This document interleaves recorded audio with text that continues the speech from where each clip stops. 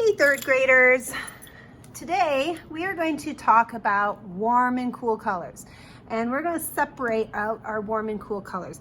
But before we do any of that, what I'm going to do is start with a giant circle in the center of my page. It should take up most of your paper. That is going to be important because that's going to be where all our warm colors are going to be. Everywhere else is going to be cool colors. Okay, so now what I'm going to do is draw a tree going right through the center of my paper. And I'm going to start with a trunk that takes up most of that circle. So you guys see how that goes from the beginning all the way up to the top? All right, I'm going to stop short of the top because I'm going to make a Y at the very top. That kind of looks funny when I don't have any other branches on it. But what I want to do is make this a skinnier section like that. And then I'm going to create smaller branches coming off either side of my tree throughout the rest of this, okay? Now, here's the important part. We're going to take this branch and make it touch the edge of the circle. I don't want it to go beyond the circle, and I also don't want it to stop inside the circle. I want to stretch all parts of the branch so that they stop right on the circle. So what I'm going to do is create out of each one of these branches a Y. Okay? And I'm going to do that to each one. And you want them to be very close to the edge, but not quite at the edge yet, okay? Now, we know it doesn't look finished yet, right? So inside of this Y shape, we're going to come inside and create a close just by putting a little V inside of them to make that close off. Do you guys see how I did that? Look at that. All right, but we're still not done. We're going to make each one of these branch off one more time. And this is the part where it needs to go all the way to the edge. So I'm going to real quick review so that you guys can get caught up with your drawing. Each branch that comes out of the center trunk only goes a small ways. Off of that branch, we're going to create a Y. And we closed that Y with a little V. Now, to finish it, we're going to come up here and we're going to put another V on the end of each one of these. And this is going to go all the way to the circle. See how I ended that on the circle? So there's a V, there's a V, there's a V, there's a V. Here's another V. Okay.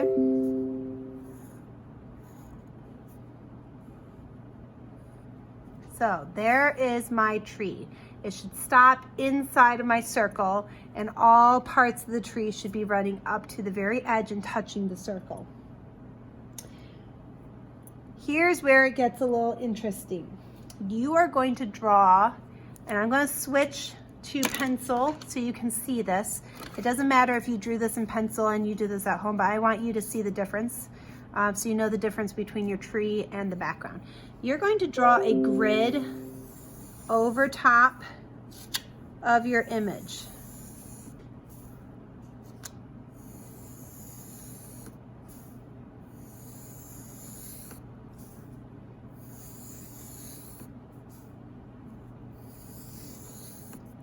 Try to have fairly straight lines. If we were in class, I would teach you how to do this with a ruler, and we would have perfectly straight lines with 1 inch increments. But you know what?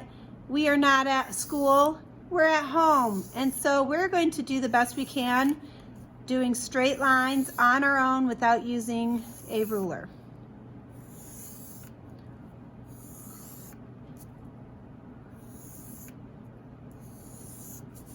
Okay, I'm going to give you a second to get caught up with that because I know you can't pause the video and see what I'm doing.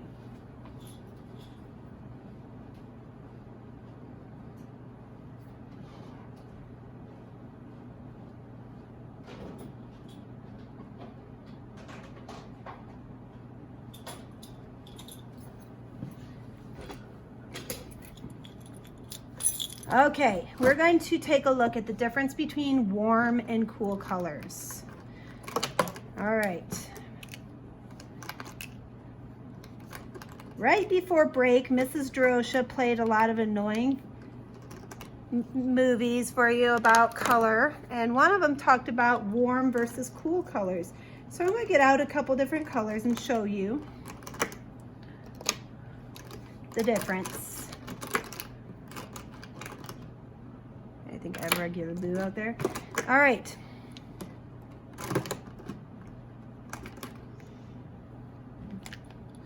Okay, so if you look, I have two peaches out here. There we go.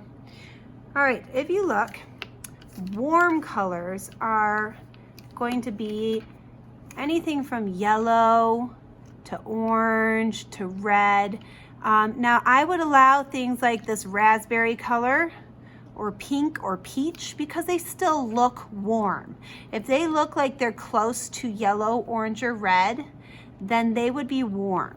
Cool colors are anything from purples to blue to green. Look at all the different kinds of green I have. All right, those are cool colors. So what I'm going to do is I'm going to focus on keeping all my warm colors inside the circle and all my coolers outside of the circle. And before doing that, if you guys want, you can do this before or after. You're going to color your tree in black. So the tree does not get to be part of this. You could use gray, and you know what? I'm just going to do part of it so I don't take up all of your video time. But the whole tree would get colored in black, and all of the branches would be solid black, like so. And maybe I'll just do the branches so you guys get the picture. And what I'm going to do is use my colors. Anywhere that the tree goes through the box, you can shift color or you can keep it the same. But I'm going to color each one of these blocks in. And I don't want the same color to touch the same color more than once, okay? So I want to skip around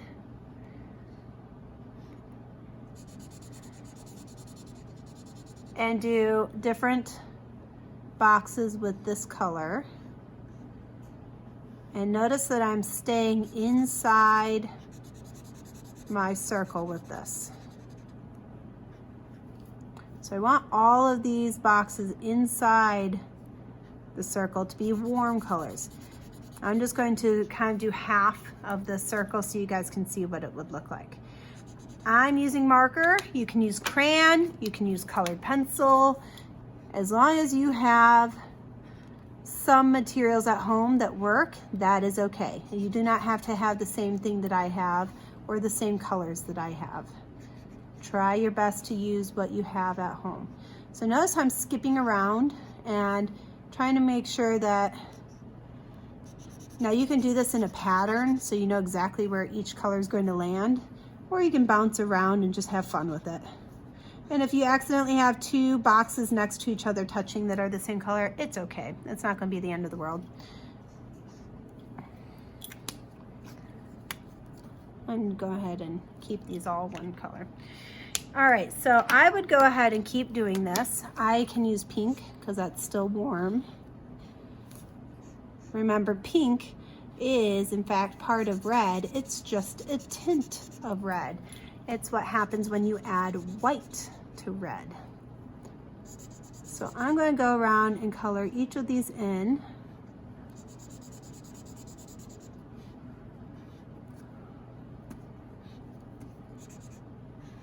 And I would do the same thing on the outside. Now look, where this box meets the end, don't color this whole box in orange. You want to save this for cool color.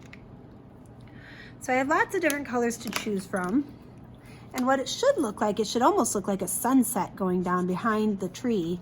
because you have all these warm colors inside of this box, and you should have all these cool colors on the outside. Now, how you organize it is totally up to you. If you want to put all of your green colors down here so it looks like the grass area, and you want to have all of your blues and purples in the sky, you can do that. Or you can just have blues and purples and greens wherever you want throughout the sky.